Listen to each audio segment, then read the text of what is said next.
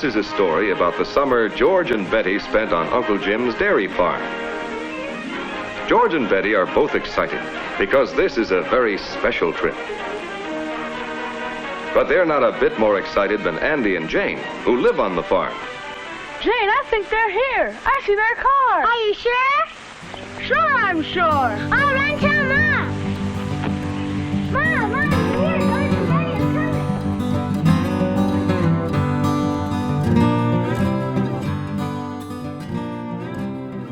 I spent my summers as a kid on my family's farms in southwestern Ontario.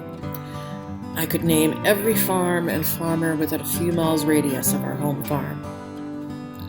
Yet, within the span of one generation, they're all gone. It's hard to believe, but not a single one of the farms I remember from my childhood in Cambridge, Ontario, is functioning today. So I had to wonder what is happening to the Canadian family farm, and headed down to my cousin's Holstein farm, Kavanalek Farms, in Belmont, Ontario, to find out. So the township said yes, and so it became Thompson Drive instead of just R2 Belmont. So this is where Aunt Elizabeth was for 60 years or whatever. So I'm not sure if this is, well, George would be out gathering bales. That'd take longer than half an hour to be able to open those bales. Do they have a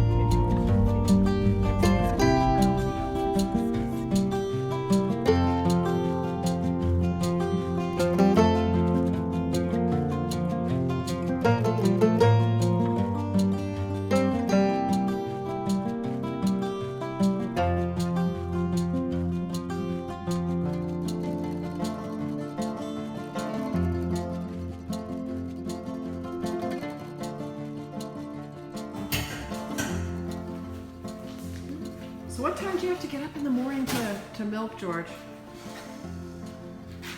Well, I'm usually heading out the door at 4 o'clock. Oh my God. It's just because I like to get done and go home and have a nap. Right. And maybe catch Rhonda before she goes to work. Okay. And you do this why?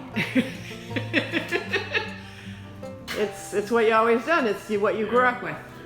Yeah. So you don't take my side that they shouldn't be digging the gravel out and they should be leaving it as beautiful farmland. Well, I like farmland. Yeah. I like good farmland.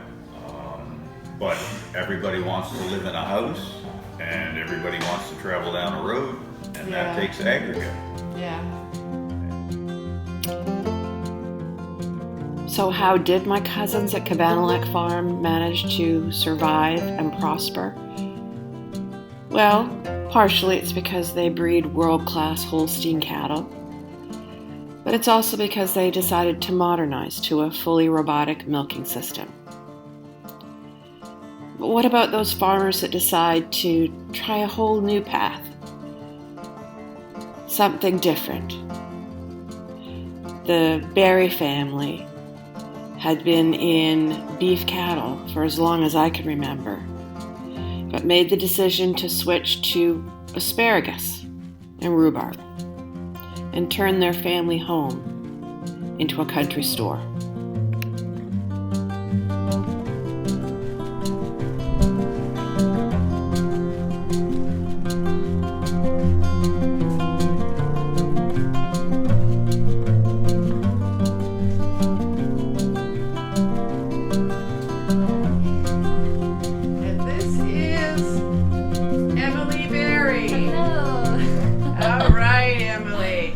Which generation? 5. The 5th generation I'm of the 5th generation. berries that have been on this farm. Yes, it was originally the Kings, now it's the Berries, yeah. But Okay. we're all related. You're all related. Yeah, it's Agnes And King. where we are right now, this is your store. Yes.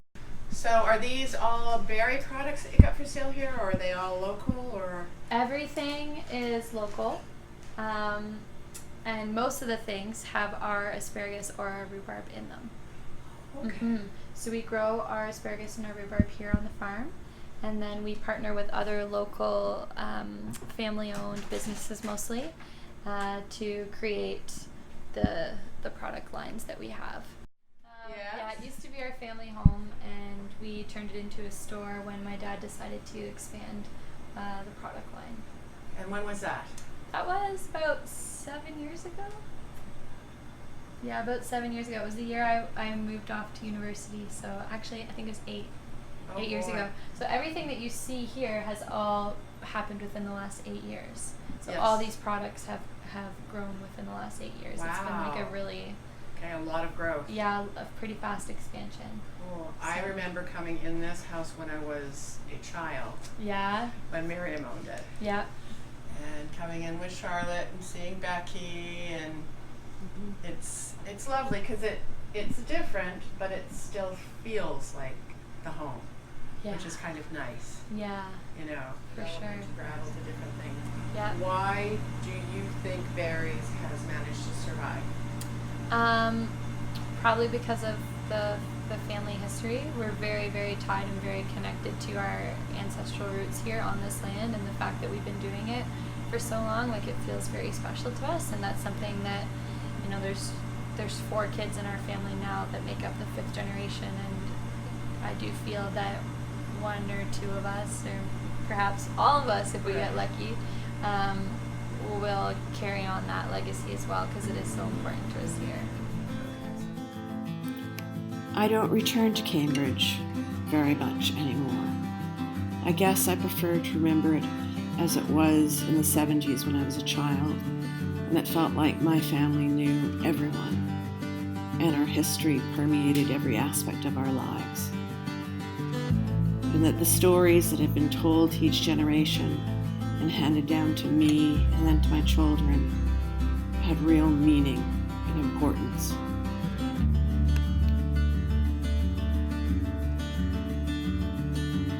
A perfect example of that change is the small country cemetery that my family carved out of its land a few hundred years ago. Once it was peaceful, bucolic, green. Now it is merely a section of grass surrounded by highways. And what of our home farm? The place that harbored the children who walked from Grosse Ile and had been in my family for generations. It is hard to believe that within the span of my lifetime, it has gone from this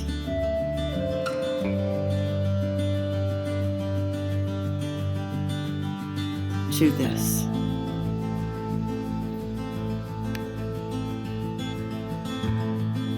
I know that they say that the only constant in life is change, but I'm afraid these changes are just a bit too much for me. I prefer to remember the Cambridge of my childhood, with my grandma, ginger cookies, and playing with my cousins.